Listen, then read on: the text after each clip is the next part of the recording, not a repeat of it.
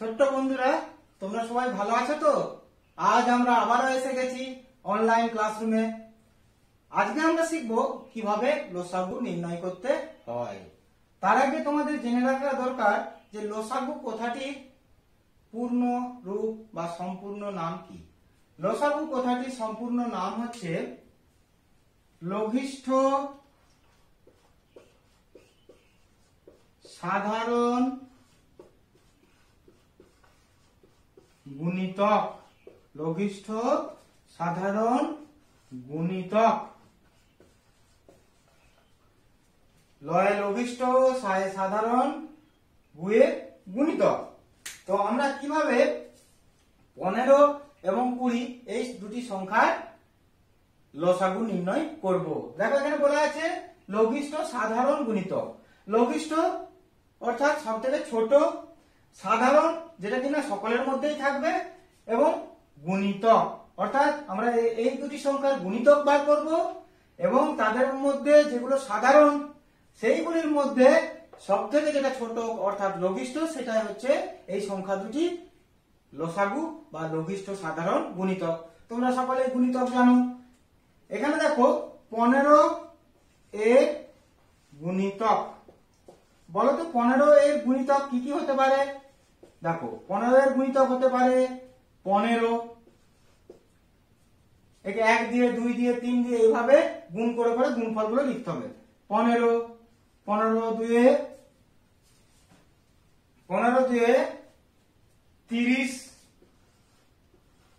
15 তিনে 45, 15 চারে 60, 15 পাঁচে 75, 15 ছয়ে 90, 15 সাথে 105, এইভাবে কিন্তু চলতেই থাকবে। গুণিতকের কোনো শেষ নেই। এরপর 20 এর গুণিতক। 20 এর গুণিতক কি কি হবে বলো তো? প্রথমে আমরা লিখব 20। 20 তে 2 দিয়ে গুণ করলে 20 2 40, 20 3 60, 20 4 80, 20 5 100, 20 6 120, এইভাবে কিন্তু চলতেই থাকবে। এখানে দেখো তাহলে আমরা গুণিতক বের করলাম। 15 গুণিতক লিখলাম, 20 এরও গুণিতক লিখলাম। এরপর আমাদের কি কথাটা বলা হয়েছে বলতো? সাধারণ। অর্থাৎ কিনা এই দুটি সংখ্যার মধ্যেই আছে যে গুণিতকগুলো সেগুলো হচ্ছে সাধারণ গুণিতক। তাহলে দেখো এখানেতে 60 আছে, 60। আরো একটা গুণিতক লেখা যেতে পারে 15 8 120। এখানে দেখো 120।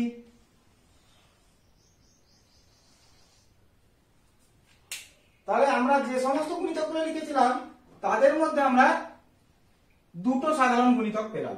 একটা হচ্ছে 60 যেটা কিনা 15 এর গুণিতক এবং 20 এর গুণিতক, তাই আমরা বলেছি সাধারণ গুণিতক। আবার হচ্ছে 120ও দেখো 15 এর গুণিতক এবং 20 এরও গুণিতক।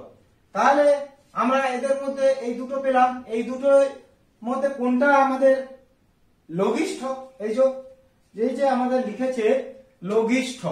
লঘিষ্ঠ কথাটা কি মানে বলেছিলাম? সব থেকে ছোট। তাহলে এখানে 60 আর 120 এর মধ্যে ছোট কোনটা? হ্যাঁ, ঠিকই বলেছো, 60 হচ্ছে ছোট। অর্থাৎ এই 60, এই যে সাধারণ গুণিতকটা, এটা হচ্ছে 15 এবং 20 নির্ণেয় লসাগু। তাহলে আমরা কি পেলাম? আজ অতএব নির্ণেয় লসাগু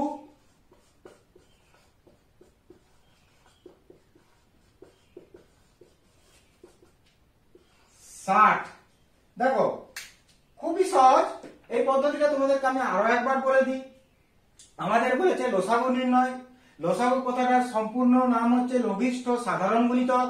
তাহলে তোমরা বুঝতেই পারছো এখানে গুণিতক বের করতে হবে। আমাদের 15 আর 20 লসাগু নির্ণয় করতে বলেছিল, এবং যেহেতু এখানে দেখো গুণিতক আছে তাহলে আমরা কতগুলো গুণিতক লিখলাম 15 এর গুণিতকগুলো কি কি লিখেছি? 15 30 45 60 75 90 105 120 135 করে চলতেই থাকবে, কারণ গুণিতকের কোনো শেষ নেই। এরপর দেখো 20 এই সংখ্যাটা ছিল, 20 এই সংখ্যাটা আমরা গুণিতক নির্ণয় করলাম। 20 এর গুণিতকগুলো কি লিখেছি? 20, 40, 60, 80, 100, 120, 140, 160 করে এরকম চলতেই থাকবে, সেটা অর্থাৎ কিনা কোনো শেষ নেই। এরপর আমরা কি বলবো? সাধারণ। সাধারণ বলতে এখানে 15তেও থাকবে এবং 20তেও থাকবে। কোন কোন গুণিতকগুলো পেয়েছি? 15তেও আর রয়েছে 60, 20তেও রয়েছে 60, এই দুটো গুণিতক। 15তেও গুণিতক হিসাবে রয়েছে 120, 20তেও গুণিতক হিসাবে রয়েছে 120, অর্থাৎ কিনা এরা দুটোতেই রয়েছে বলে এরা হচ্ছে সাধারণ। তাহলে দুটো সাধারণ গুণিতক আমরা পেলাম, একটা হচ্ছে 60, এটা হচ্ছে 120। এরপর দেখো আমাদেরকে কি নির্ণয় করতে হচ্ছে? লসাগু। লসাগু অর্থাৎ লঘিষ্ঠ সাধারণ গুণিতক।